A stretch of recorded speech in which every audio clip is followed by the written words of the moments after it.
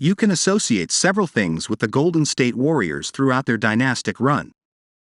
The constant motion and passing. Dynamic small ball on both ends.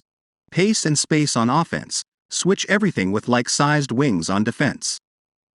The three-point revolution. The homegrown nature of their core. But perhaps one of their most celebrated trademarks has been their dominance of opponents in third quarters. Third-quarter Warriors has been a thing almost every season. The eye test isn't the only thing that supports it. The numbers have been quite telling. Throughout Steve Kerr's tenure as head coach, the Warriors have dominated in terms of third-quarter plus-minus, 2014-15, plus 287, first. 2015-16, plus 255, first. 2016-17, plus 477, first. 2017-18, plus 371, first. 2018-19, plus 250, first. 2019-20, minus 135, 26th. 2020-21, plus 101, 5th. 2021-22, plus 232, first. Obligatory caveat during the 2019-20 season that was bereft of Steph Curry and Klay Thompson. A hallmark of an elite team, and a well-coached one, at that, is their ability to make proper adjustments during halftime and execute them to the highest degree. The Warriors have consistently blitzed opponents out of the gates during the third quarter because of an unholy union of talent, intelligence, and cohesion that is nigh unmatched and unstoppable. But first, if you are new to the Warriors news channel, take advantage and subscribe so you don't miss the latest news that happens in the world of basketball. We are always bringing you firsthand here. Enjoy and like this video, so that YouTube continues to bring you the latest Warriors news in the world of basketball. That is, until this season.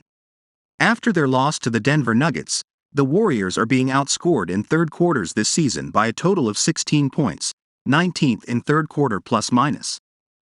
It's the first time they have had a negative plus-minus in third quarters since the 2019-20 season, see caveat above. They score 113.1 points per 100 possessions, 16th, while allowing opponents to score 113.5 points per 100 possessions, 16th, in the third quarter. Their negative net rating, minus 0.4, places them 24th in the league. Their offensive struggles have been prevalent throughout the season. Late fourth-quarter meltdowns have been the consistent culprit, but the root of those problems stem from lethargic offensive starts during the third quarter. The trademark energy out of the gates is gone. So is the pristine execution of adjustments and the sense of urgency to take control of the game, especially if they went into the half with a deficit. The opening offensive possession and the subsequent defensive possession out of the half against the Nuggets was no different. Their opening set involves action to get Nikola Jokic into ball screen action, but Jamal Murray ices the screen to force Jordan Poole's sideline and deny him usage of Kevon Looney's screen. From then on, the possession devolves to a clear-out for an Andrew Wiggins isolation against Michael Porter Jr. Porter Jr. isn't a bad choice to target in isolation, but the Warriors definitely should have gotten more than just a pull-up mid-range jumper from Wiggins. Why not drive to the rim, bait contact, and try to draw a foul? Touch the paint and put pressure on the rim? Instead, Porter Jr. gets bailed out. In return, Jokic responds by drawing a foul on a face cut on the other end, sending him to the line. The obvious pressure point to attack for the Warriors was Jokic, whose ability to defend in the pick and roll has always been a point of contention in league circles. He's not the terrible defender he's been painted as by some parties, but there's no doubting that making him work and defend ball screens, especially with the Nuggets' base coverage involving him stepping up to the level of screens, puts a ton of pressure on the Nuggets' backline defense, which is undersized and unable to provide adequate help. Jokic steps up to the level of the screen on the Curry-Kevon Looney pick and roll and is forced to double Curry, leaving Looney free on the roll. With Poole relocating to the weak side corner, Murray turns into the low man whose responsibility turns into helping on Looney's roll. Murray does his job as the low man, but Looney is simply too big and too strong for him. High ball screens for Curry above were more common in the first half. For some reason, fatigue, a loss of focus, or both, they went away from what worked. Credit must also be given to the Nuggets defense for going over screens with verve, recovering, and forcing the Warriors to stumble over their own feet. Shot selection has also been a problem. You'd rarely be up in arms over Curry choosing to pull up in transition for a three, especially with no one in front of him.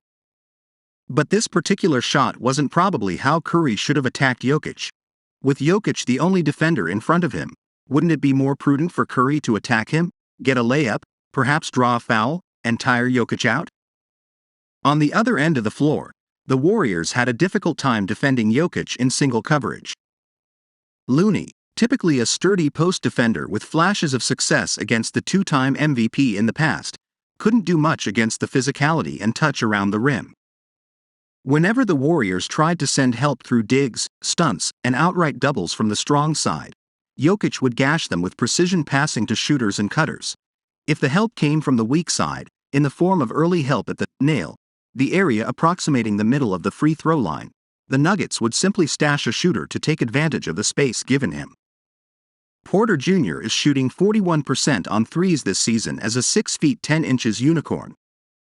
Poole, showing help on Jokic at the nail, simply had no chance of affecting Porter Jr.'s shot. Once again, turnovers were a problem.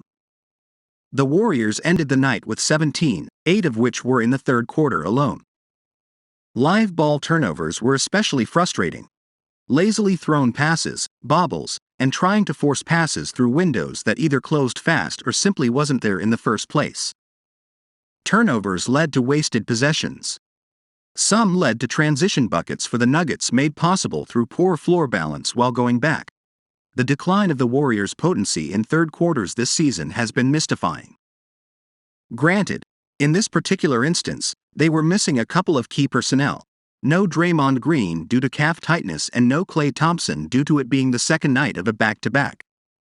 But this is far from being an isolated case, and 52 games is more than enough of a sample size to conclude that the Warriors are no longer the same team that crushed opponents after halftime. Coupled with their sudden inability to string together wins away from Chase Center, they're now 7-20 on the road.